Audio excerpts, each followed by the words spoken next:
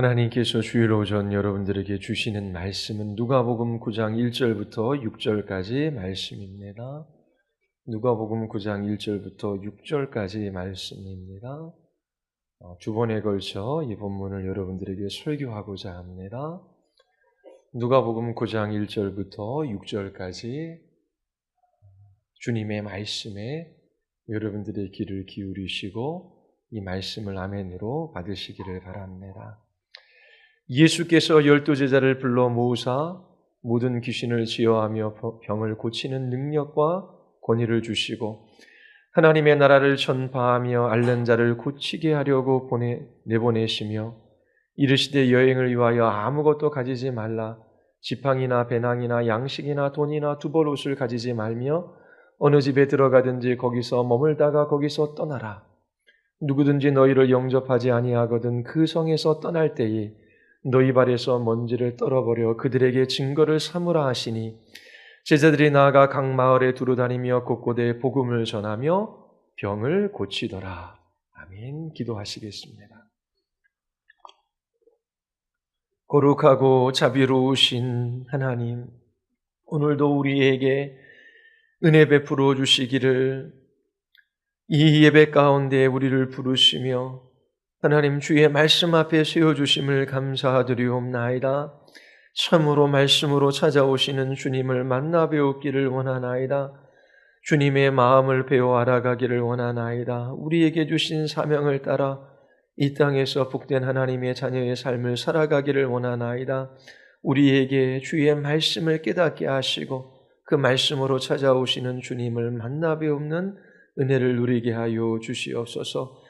성령께서 역사하여 주시기를 간절히 원하오며 예수 그리스도의 이름으로 기도드리옵나이다. 아멘.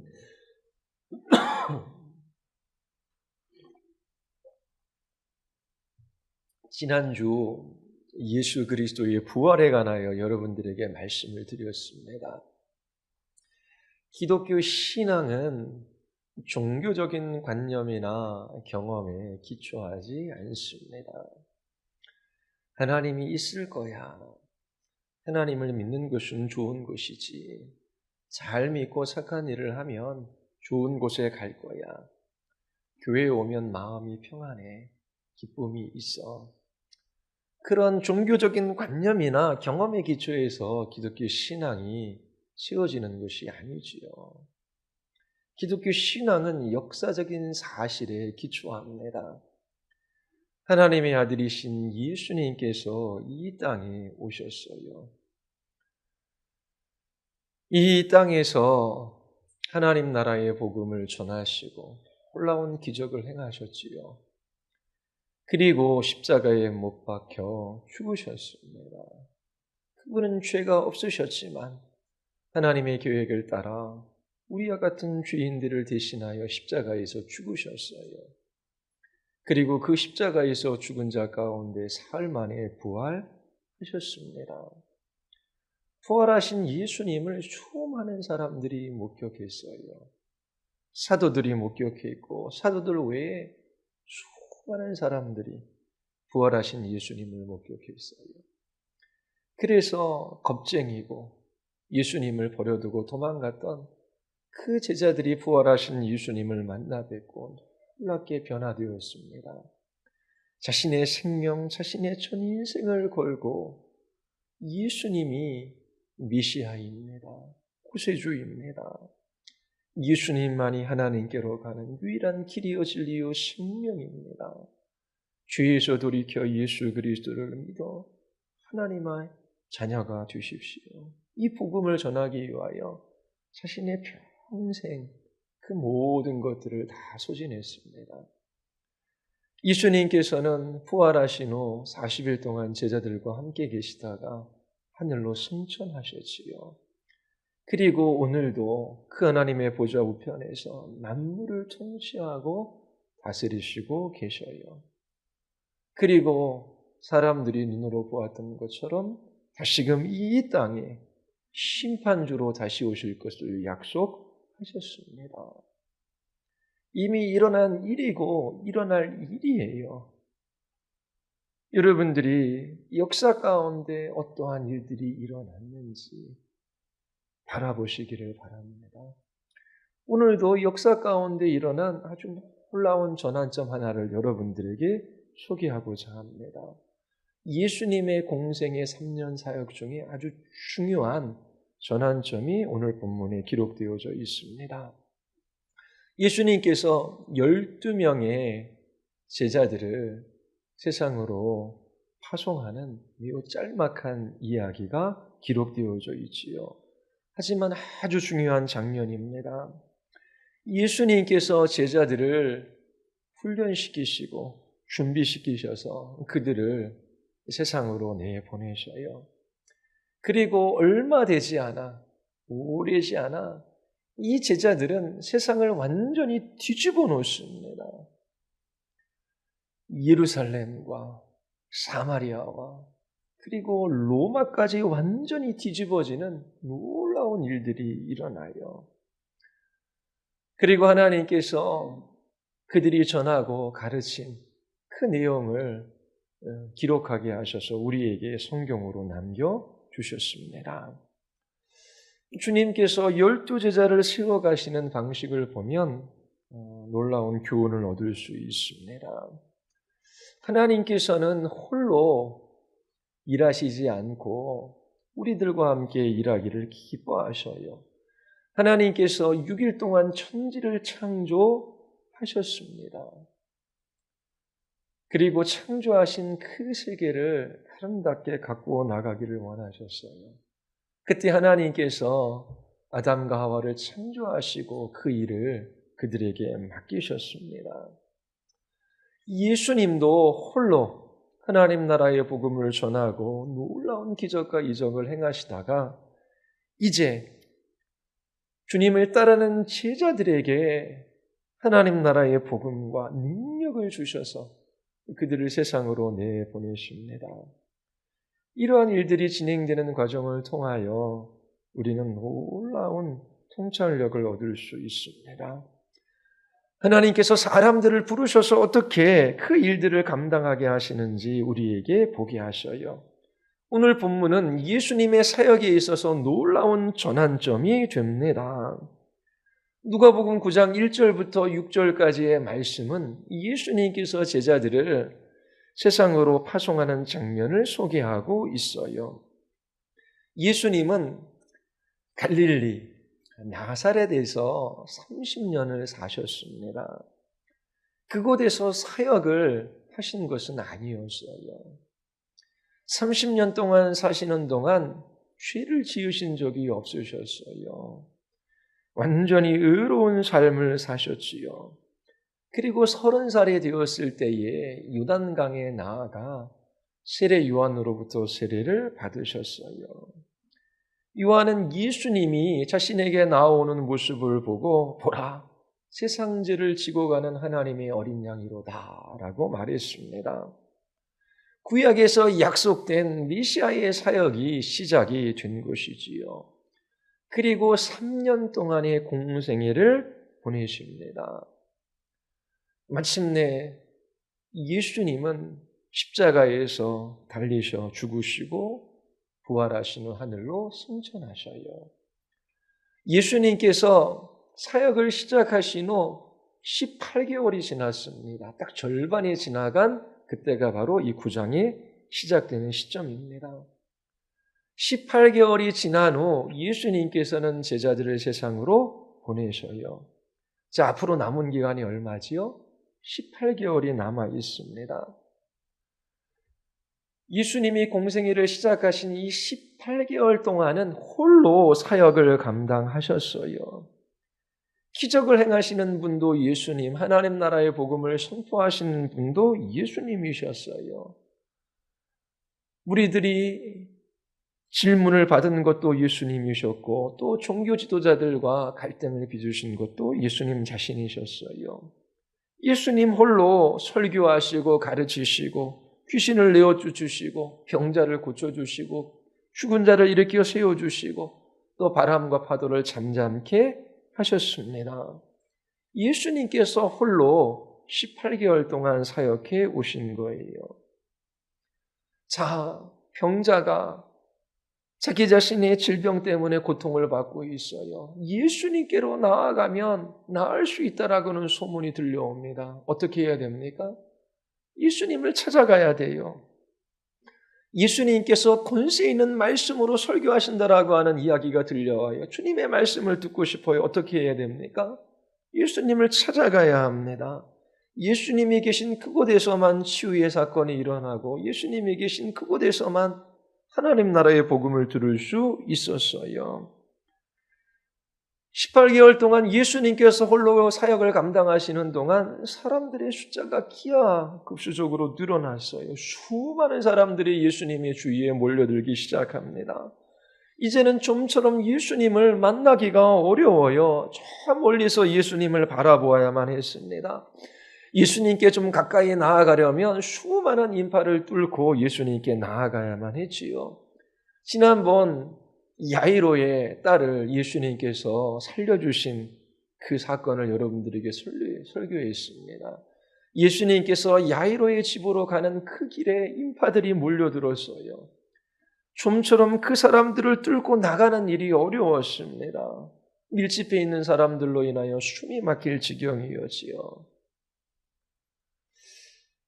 지금 이제 갈릴리의 사역이 거의 끝나가고 있습니다. 누가복음 9장 51절에 보면 예수님께서 예루살렘으로 올라가시기로 결심해요. 예루살렘에서 예수님은 십자가에 못 박혀 죽으실 거예요. 그러나 사흘 만에 부활하시고 하늘로 승천하심으로 그 모든 사역이 마감되어집니다. 이제 예수님의 때가 점점 가까이 다가오고 있습니다. 이제 갈릴리에서 몇 개월 더 사역하신 후 이제 예수님은 그곳을 떠나 예루살렘으로 가실 거예요. 이제 예수님이 어디를 가나 수많은 사람들이 예수님을 따르고 있습니다. 사람들이 많아지면 많아질수록 예수님의 사역에 방해를 받을 수밖에 없었습니다. 가능하다면 예수님께서는 필요로 하는 모든 곳에 가셔서 하나님 나라의 복음을 전하시고 병자들을 치유해 주기를 원하셨어요. 그러나 갈릴리 모든 지역에 다니시면서 홀로 이 모든 것을 감당하실 수는 없으셨습니다. 그래서 12명의 제자들을 갈릴리 전역에 보내어 마지막으로 하나님 나라의 복음을 전파하고 기적을 행하도록 하십니다. 예수님께서 12명의 사도를 택하셔서 당신이 하셨던 일들을 위임하시지요. 제자들은 갈릴리 전역으로 흩어집니다. 흩어진 그곳에서 하나님 나라의 복음을 전하고 기적을 행해요. 제자들은 18개월 동안 예수님을 따라다녔습니다. 이제 얼마 되지 않아 그들은 예수님 없이 홀로 사역을 감당해야만 합니다. 주님이 제자들을 떠나가는 날이 가까이 다가오고 있어요.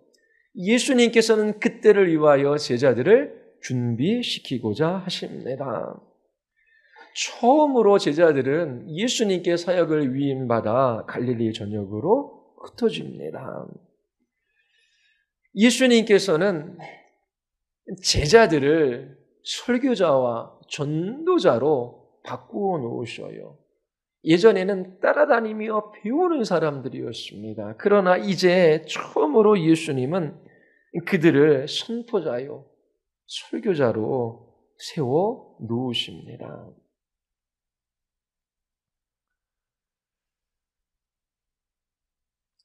마가는 예수님께서 제자를 모으시고 갈릴리 지역으로 제자들을 보내기시기 전 다시 한번 고향인 나사렛 땅에 간 것을 기록하고 있어요.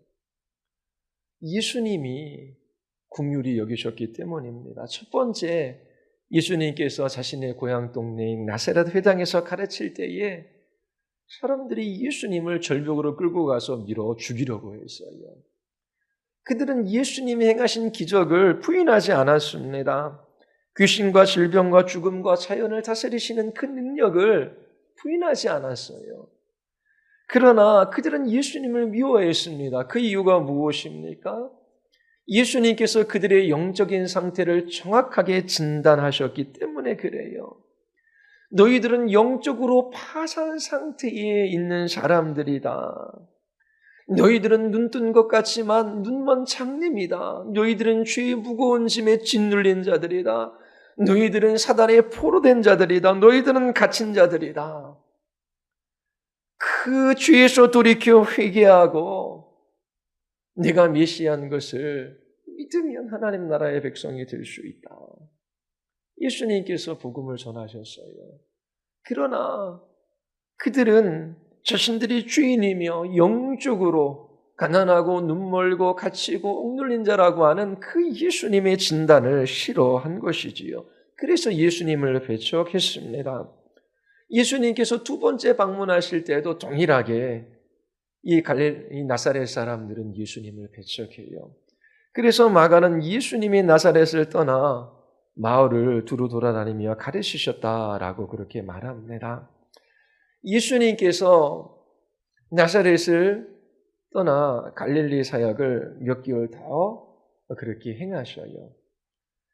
마가는 이 나사렛을 떠나서 갈릴리로 나아가 복음을 전하시는 예수님에 관해서 이야기하며 이제 예수님께서 제자들을 부르셔서 파송하시는 장면을 기록해요. 그게 마가복음 6장 7절입니다. 12제자를 부르사 둘씩 보내시며 더러운 귀신을 제어하는 권능을 주십니다. 그리고 누가복음 9장에 예수께서 12제자를 모으시고 모든 귀신을 제어하고 병을 고치는 능력을 주셔서 그들을 내보내시지요. 제자들은 서로 함께 많은 시간을 보낸 것 같지는 않습니다. 베드로와 요한, 야고보와 안드레는 서로를 너무나 잘 알고 있었지요. 같은 동네 출신입니다. 그리고 어부였어요. 야고보는 요한의 형제이고 베드로와 안드레도 형제였습니다. 아마도 네 사람들은 함께 예수님을 따랐을 거예요. 그런데 이처럼 예수님을 따르는 수많은 무리, 수많은 그룹, 수백 개의 그러한 무리들이 있었습니다. 제자들은 각기 다른 그룹에 속해서 예수님을 따랐습니다. 그들이 이제 예수님의 부름을 따라 이제 한 자리에 모여요. 그리고 예수님께서 당신의 사역을 위임하시고 그들을 세상으로 보내십니다. 예수님께 주어진 시간이 많지 않아요. 이제 몇 달 후면 예수님께서는 갈릴리를 떠나가실 것입니다. 하지만 수많은 도시와 마을이 남아 있어요. 누군가는 그곳에 가서 복음을 전해야만 합니다. 예수님께서 홀로 감당하시는 것이 쉽지 않지요. 새로운 전략을 생각해 내신 것입니다. 제자들에게 동일한 메시지와 권한을 주셔서 그들로 하여금 예수님께서 하신 일들을 행하게 하십니다. 예수님이 홀로 하셨을 때보다 6배나 더 많은 지역과 사람들에게 복음을 전할 수 있었던 것이지요. 둘씩 짝지어 그들을 보내십니다. 예수님께서 이미 누가복음 6장에서 예수님을 따르는 수많은 제자들 중 12를 사도로 택하셨어요. 사도는 보냄받은 자라고 하는 뜻이지요.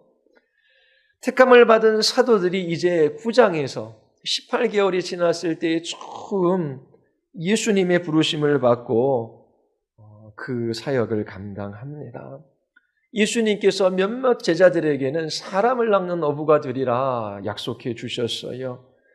이제 예수님의 부르심을 따라 하나님 나라의 복음을 전하도록 그렇게 제자들은 한자리에 모여 있습니다. 그리고 예수님의 말씀을 듣고 그들은 세상으로 보냄을 받아요. 자, 제자들이 어떻게 이렇게 예수님의 부르심을 따라 나아가 하나님 나라의 복음을 전하는 전도자의 사명을 감당하게 됐는지 그 단계를 한번 생각해 보십시오. 처음에 예수님께서 그들을 믿음으로 부르십니다. 요한복음 1장 35절에서 51절까지를 한번 읽어보십시오. 베드로와 안드레, 야고보와 요한이 어떻게 예수님을 믿게 되었는지 소개해주고 있어요. 그리고 세리 마태가 있지요. 마태가 어떻게 예수님을 믿게 되었는지 자신의 복음서에서 소개하고 있습니다. 자, 이들은 처음에 예수님께 나와 예수님이 메시아라고 하는 것을 믿어요. 아, 이 예수님은 하나님께로부터 보냄을 받은 자이구나. 이 예수님은 이 땅에 메시아의 왕국을 오게 하시는 분이라고 하는 믿음을 가져요. 이 믿음을 가지고 예수님을 따라요. 그러나 지속적으로 따르지는 못했습니다. 베드로를 비롯해 여러 제자들이 다시금 갈릴리로 돌아와 자기 자신의 생업에 종사하지요. 그때에 두 번째 부르심이 있습니다. 예수님께서 제자들을 직접 찾아가셔요. 마태복음 4장과 누가복음 5장에 보면 예수님께서 그들을 부르시는 것을 볼 수 있어요. 모든 것을 버려두고 나를 따르라. 너의 배, 너의 그물, 너의 가족, 무엇이든지 버려두고 나를 따르면 나의 제자가 될 것이다. 나는 너희를 사람 낚는 어부가 되게 하리라. 이렇게 말씀하시면서 그들을 부르시는 두 번째 사건이 있었습니다. 누가복음 5장 11절에 보면 그들이 배들을 육지에 대고 모든 것을 버려두고 예수를 따르니라. 이처럼 예수님께서 처음에 그들을 믿음으로 부르시고 두 번째는 제자로 부르시는 장면이 나와요. 그리고 세 번째 부르심도 있습니다. 사도로 그들을 부르시는 것이지요. 누가복음 6장과 마태복음 10장에 보면 예수님께서 수많은 따르는 제자들 중 12를 택하셔요. 한 사람 한 사람 이름을 부르시고 그들을 불러내어 사도라 칭해 주십니다. 이제 사도들은 단순히 예수님께 배우기 위하여 따르는 사람들이 아니라 설교자와 전도자로 훈련을 받습니다. 배우는 학생에서 선포자로 그렇게 부름을 받은 것이지요. 그리고 오늘 본문이 네 번째 부르심입니다. 예수님께서 사도들을 한자리에 모으게 하셔요. 그리고 그들에게 자신이 하셨던 그 일들을 위임해 주십니다. 그들로 하여금 세상으로 나아가 하나님 나라의 복음을 전하라 명하십니다. 이 복음 메시지만 그들에게 주신 것이 아니라 그들에게 능력을 주셔요. 권세를 주셔요. 예수님처럼 병자를 고치고 귀신을 내어 쫓고 귀신자를 일으켜 세울 수 있는 능력을 주셔서 그들을 세상으로 내보내십니다. 이러한 과정들을 보면 이것이 우리의 사역의 모델로 삼을 수도 있습니다. 하나님께서 처음에 믿음으로 여러분들을 부르셔요. 그리고 열심히 예수님의 말씀을 듣고 배워갑니다. 그리고 그 배우는 사람에서 이제 사명을 감당할 수 있도록 훈련시키셔요. 그리고 세상으로 보내시는 것이지요. 그리스도의 증인으로 살아라. 자, 그러한 단계가 있다면 여러분들은 어디에 있습니까? 정말 예수님이 누구이신지를 알고 믿고 있습니까? 그리고 그 예수님께 배우기 위하여 예수님을 쫓고 있습니까? 여러분들은 예수님의 부르심을 받아 그 사명 감당하기 위하여 그렇게 몸부림치며 살아가고 있습니까? 예수님께서 나를 부르셔서 제자 삼으시고 그리고 이 세상에 나에게 사명을 주셔서 이 직장과 가정과 나에게 주신 모든 삶의 영역 속에서 나에게 사명 감당하게 하신다. 그러면서 그 사명이 무엇인지를 이해하고 깨닫고 그 사명을 따라 살아가기 위하여 몸부림치며 하나님 앞에 기도하고 있습니까? 주의 나라와 주의 일을 위하여 살아가라. 그리하면 이 모든 것을 너에게 더해 주실 것이다. 사람들은 대부분 거꾸로 살아가요. 하나님 물질을 주시면 제가 하나님을 섬기겠습니다. 건강을 주시면 뭘 하겠습니다. 이게 도대체 어느 단계에 있는 사람입니까? 진짜 믿는 사람입니까? 물론 아주 어리면 그렇게 어리광을 피울 수 있겠지요. 예수님을 향한 믿음이 있어요. 예수님을 더 알고 싶어 해요. 주님께서 그에게 사명을 주셔요. 훈련을 받고 그들이 세상으로 나아가 하나님 나라의 증인의 삶을 살아갑니다. 어느 단계에 여러분들이 있습니까? 오늘날 교인들은 많지만 주님이 주신 사명을 따라 그렇게 살아가는 사람들은 많지 않아요.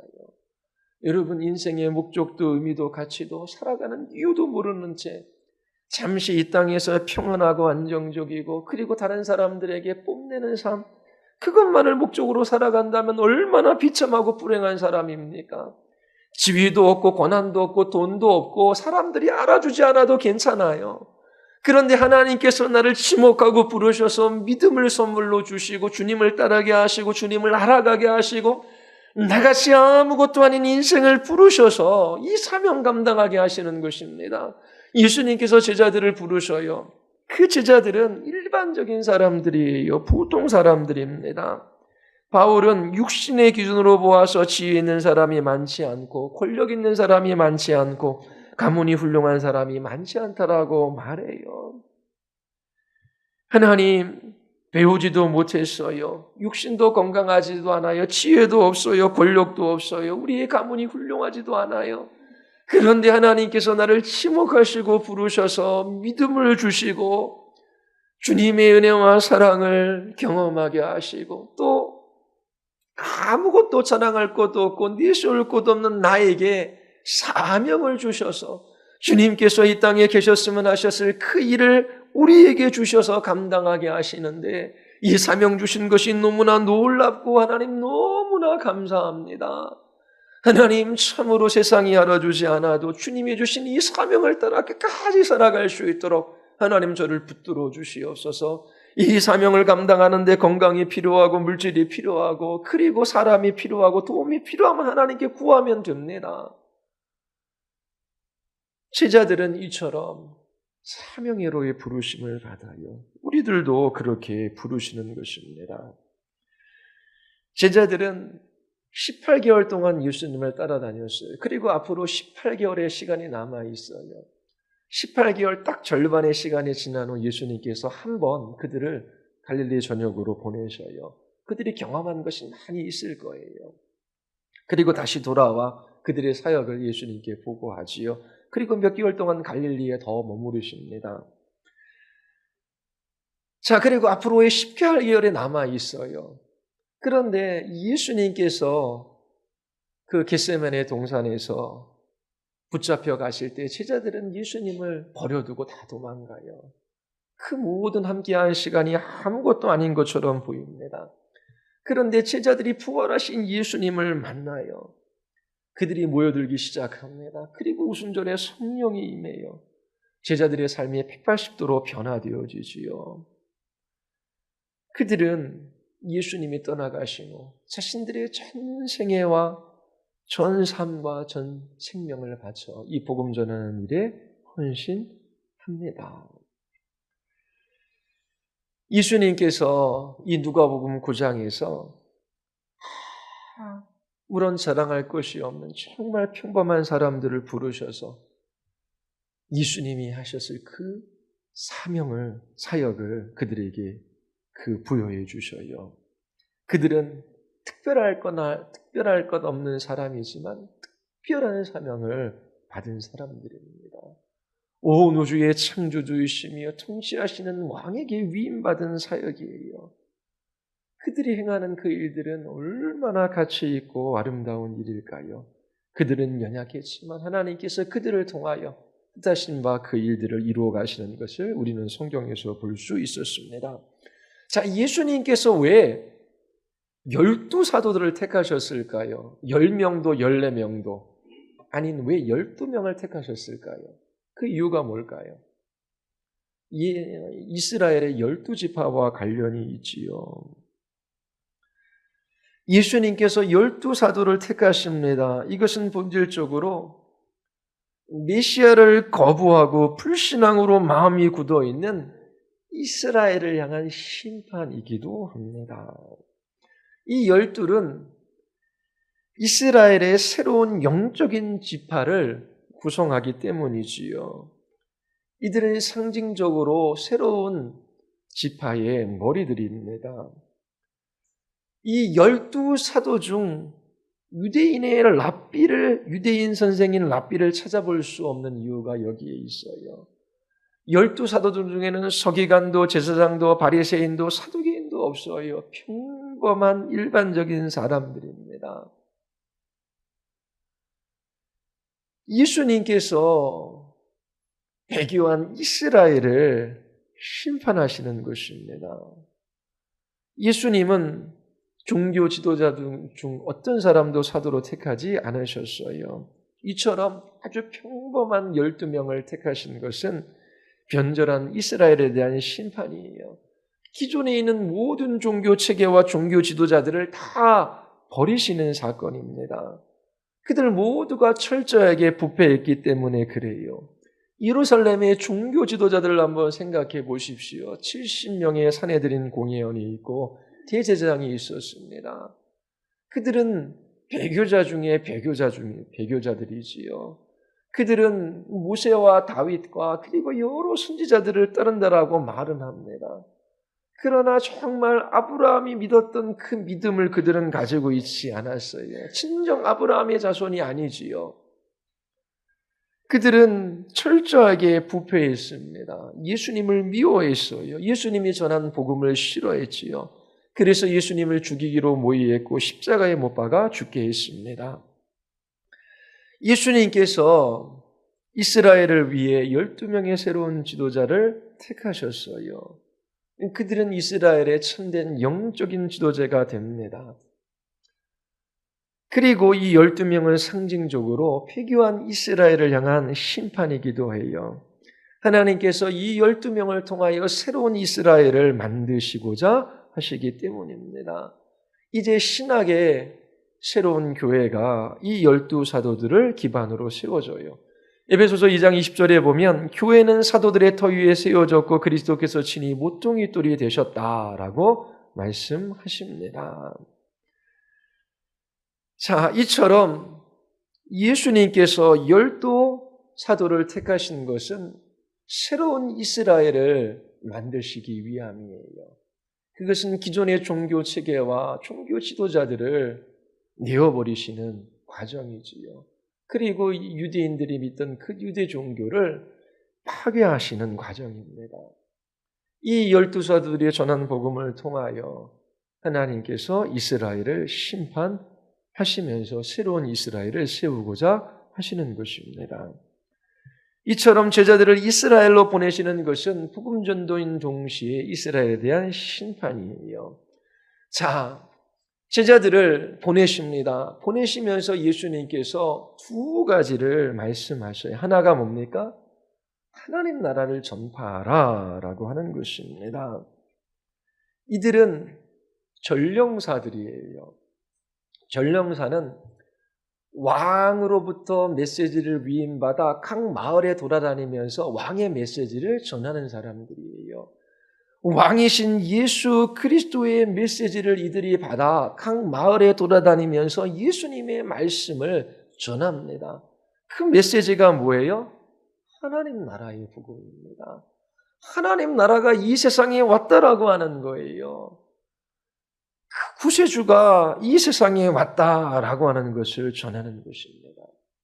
예수님께서 제자들과 함께 사역하실 때에 나사렛 회당에서 이사야 선지자의 글을 인용하신 적이 있어요.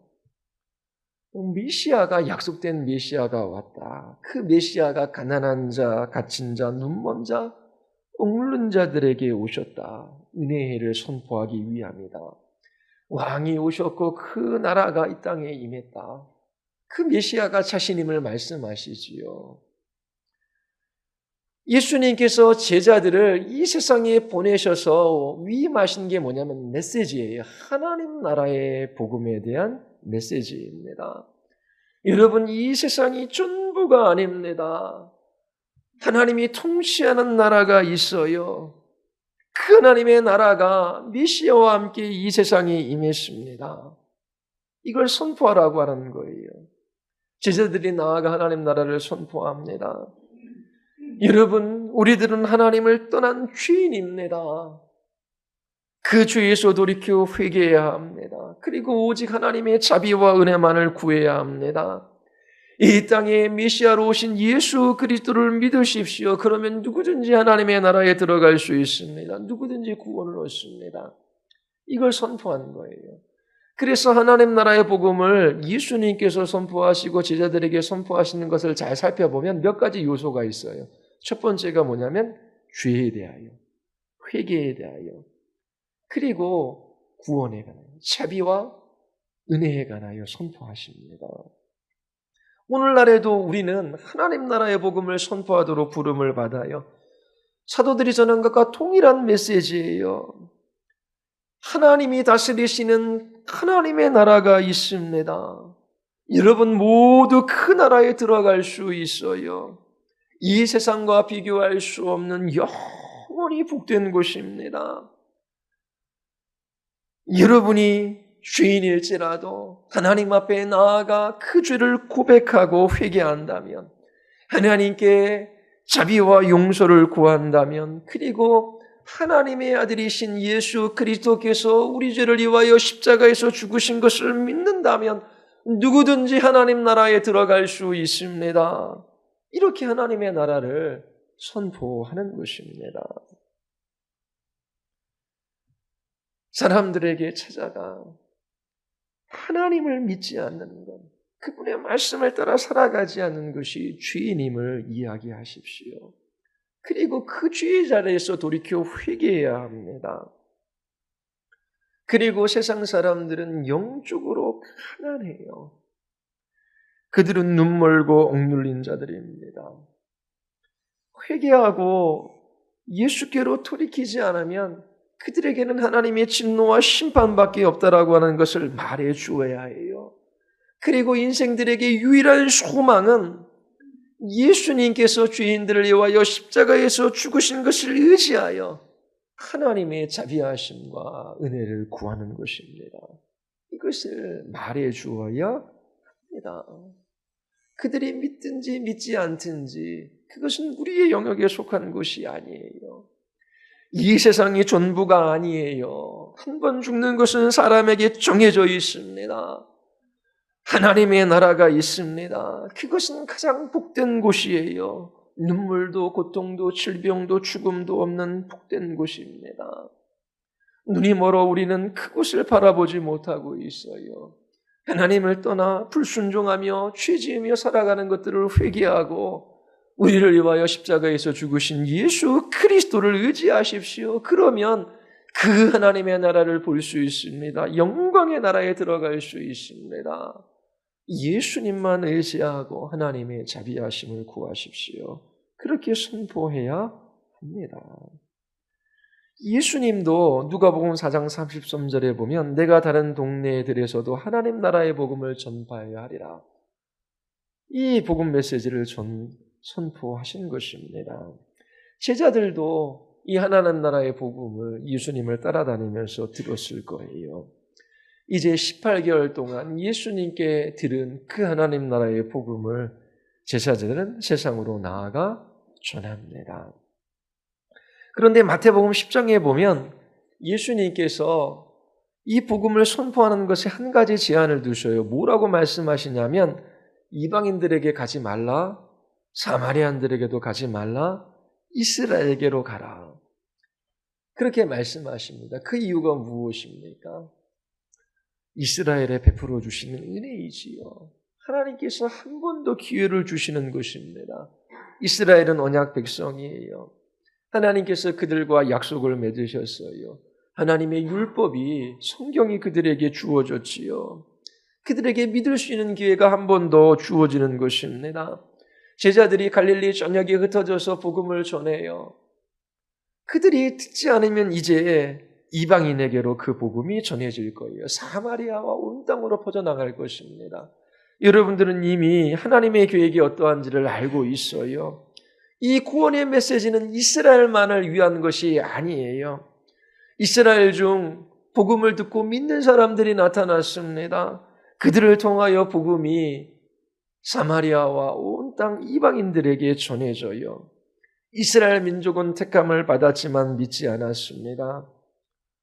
이제 하나님께서는 새로운 이스라엘, 영적인 이스라엘들을 모으셔요.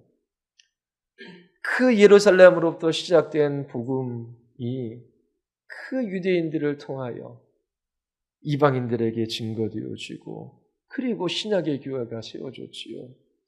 그리고 주님 다시 오시기 전 다시금 이 이스라엘의 복음이 선포되어지고, 하나님께서 그 이스라엘의 많은 사람들을 구원해 주실 거예요. 왜요? 하나님께서 그들에게 약속해 주셨기 때문입니다. 자, 이처럼 하나님 나라의 복음을 전하도록 제자들이 부름을 받아요. 또 하나, 제자들이 받은 게 뭐죠? 뭐죠? 능력입니다. 권세예요, 권세. 모든 귀신을 제어하며 병을 고치는 능력과 권위. 그리고 9장 2절에 보면 앓는 자를 고치게 하려고 그들을 보내십니다. 자, 사도들이 활동하던 그 시기, 그 사도행전에 보면 정말 놀라운 일들이 일어나요. 사도행전 3장에 베드로와 요한이 예루살렘 성전에 기도하러 올라가지요. 그때에 나면서부터 안진병이 된 자를 보아요. 그가 구걸합니다. 그를 향하여 베드로가 외치지요. 나에게 금과 은은 없다. 그러나 내게 있는 것으로 내게 준다. 나사렛 예수의 이름으로 일어나 걸어라. 안진뱅이가 일어나 뛰어 그렇게 춤을 춥니다.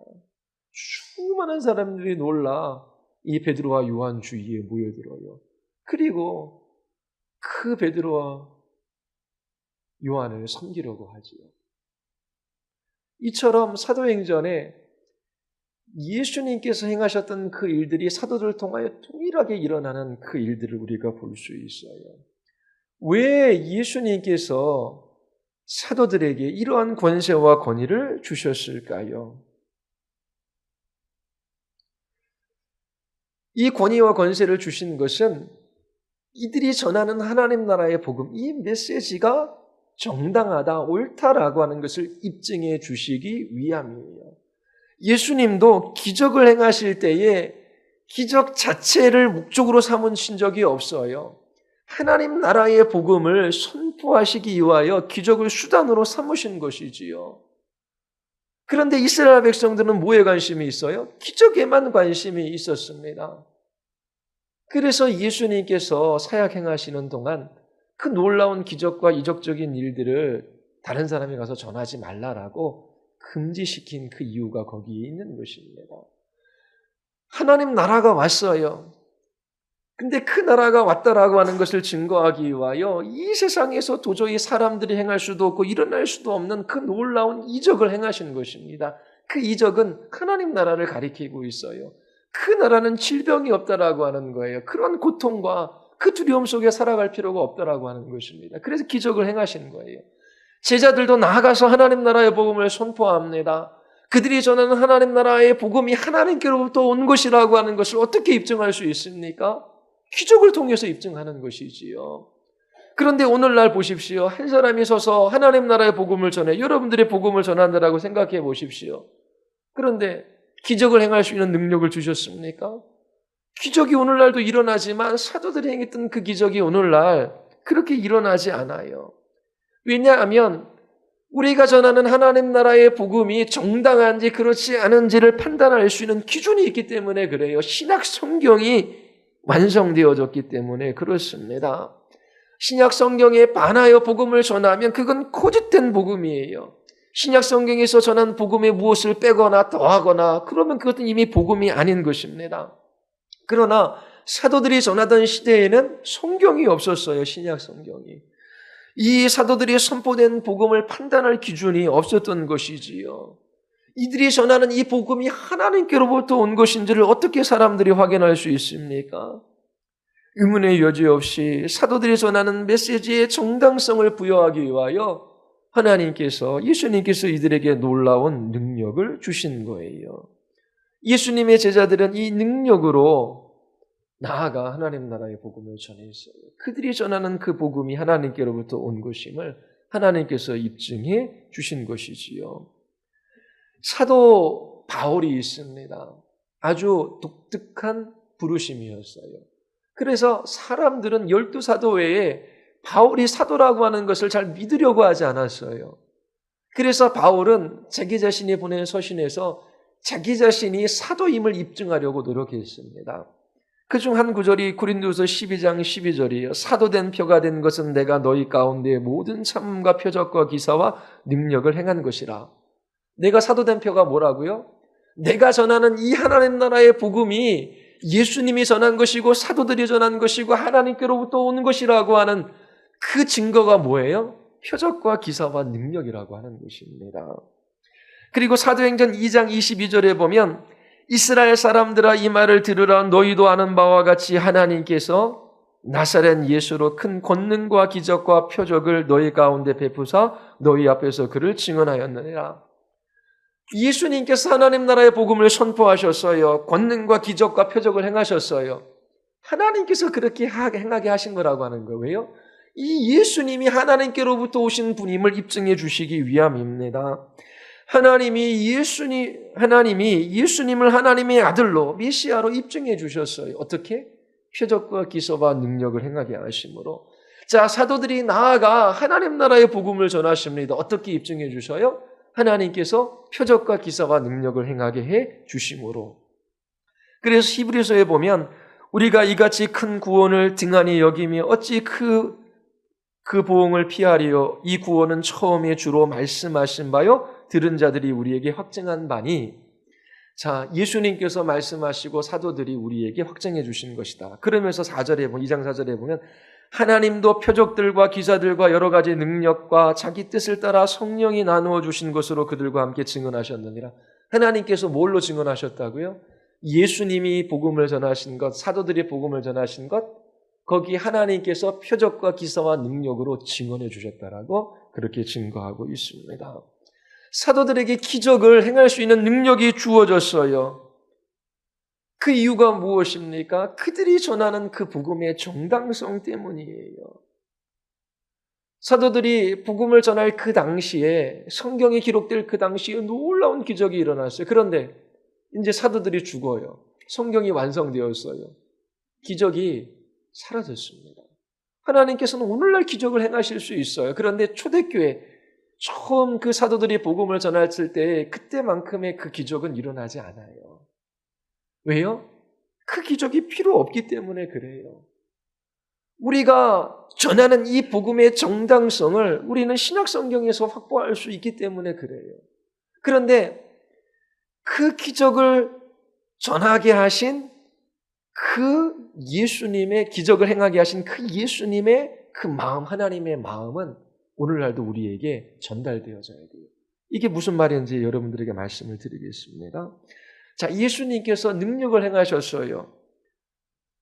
신적인 능력이지요. 수많은 일들을 통해서 그 능력을 행사하셨습니다. 그런데 그 능력이 어떻게 행사됐는지 한번 보십시오. 고통받고 슬퍼하고 괴로워하고 걱정하고 두려워하고 죽음에 눌린 그것과 관련돼서 이 능력이 나타났어요. 그 이유가 무엇입니까? 하나님께서, 예수님께서 영혼들을 긍휼히 여기시기 때문에 그래요.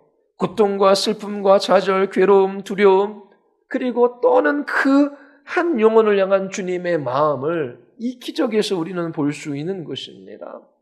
사람들이 겪는 고통과 상관없이 일어난 기적이 하나도 없어요. 사단이 예수님을 시험했습니다. 예수님을 거룩한 성으로 데려가고 성전 꼭대기에 세워요. 야, 네가 만일 하나님의 아들이면 이 성전 꼭대기에서 뛰어내려라. 기적을 행하라고 하는 것이지요.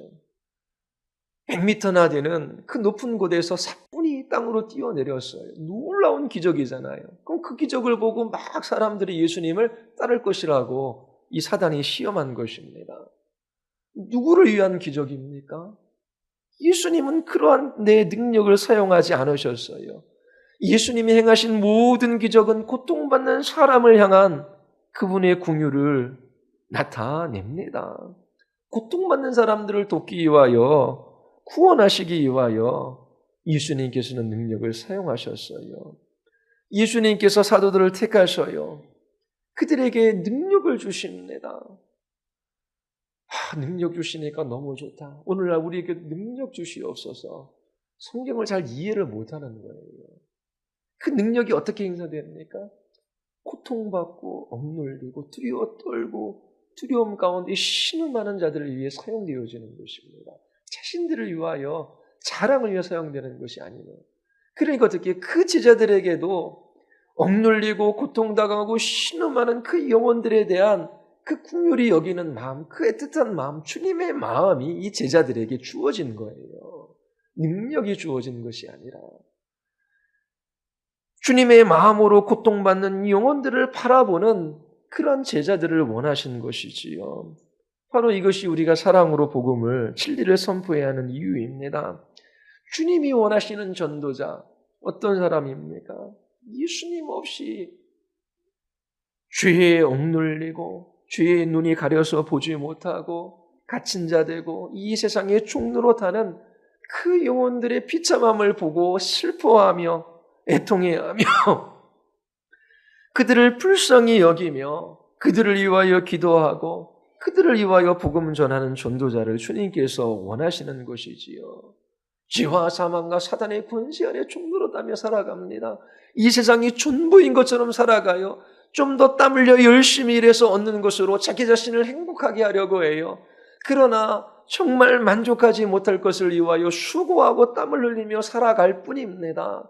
죽음은 그들에게 정해진 것이요 하나님의 심판이 있어요. 이 세상의 권세 잡은 자인 그 사단의 종노릇하며 자기의 욕망을 따라 살아가는 것이 전부일 뿐입니다.